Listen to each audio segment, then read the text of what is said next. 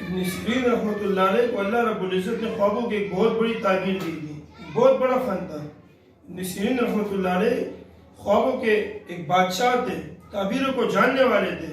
ایک شخص آیا کہنے لگا حضرت میں نے خواب دیکھا ہے، خواب یہ ہے کہ میں سویا ہوا تھا اور میرے چارپائی کے نیچے سے آگ جل رہی ہے۔ ابن سیرین رحمۃ اللہ علیہ نے کہا کہ آپ جس چارپائی پہ سوتے اس جگہ کو نیچے کھودو۔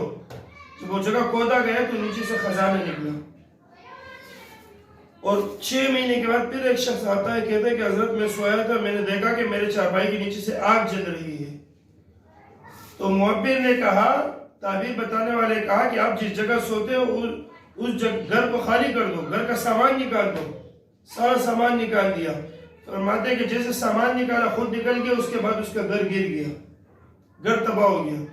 تو شاگرد حیران تھے، پوچھنے لگا حضرت پہلے ایک بندہ آیا تھا، آپ نے اس کو یہ جواب دیا، اور اس نے بھی وہی سوال کیا تو آپ نے اس کو یہ جواب دیا، یہ میں سمجھ میں نہیں ہے۔ تو ابن سیرین رحمۃ اللہ علیہ نے کہا کہ پہلے جو بندہ آیا تھا وہ سردی کے موسم میں آیا تھا، تو اس وجہ سے میں نے اس کا تعبیر کیا کہ آپ جہاں سوتے ہو اس جگہ کو کھودو، وہاں خزانہ ہوگا۔ جب نیچے جگہ کھودی تو وہاں خزانہ نکلا۔ کیوں؟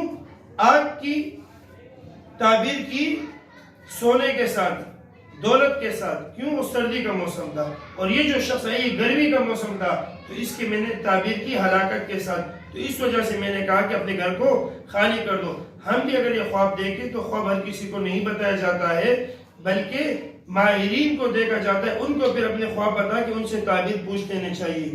آج تو بھائی جگہ جگہ ہم لوگوں کو خواب سناتے ہیں، آج میں نے یہ خواب دیکھ لیا، پھر وہ بندہ اپنی طرف سے تعبیر بتا دیتا ہے، اور پھر وہ تعبیر اسی طرح لگ دی جاتی ہے، اگرچہ وہ صحیح بتائے یا غلط بتائے لیکن تعبیر لگ جاتی ہے۔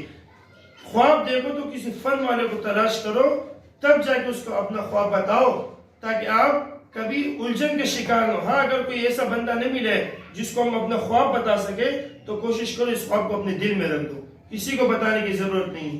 خواب بندہ ان لوگوں کو بتاتا ہے جو آپ کا خیر خواہ ہو، جو آپ کے اوپر آپ سے محبت کرنے والے ہو، آپ کا دوست و خیر خواہ ہو، جو ان خوابوں کی تعبیروں کو جاننے والا بھی ہو۔ یہ بھی ایک الگ فن ہے۔ دعا کرے اللہ رب العزت ہمیں اس پر عمل کرنے کی توفیق عطا فرمائے۔ آخر دعوانا الحمدللہ رب العالمین۔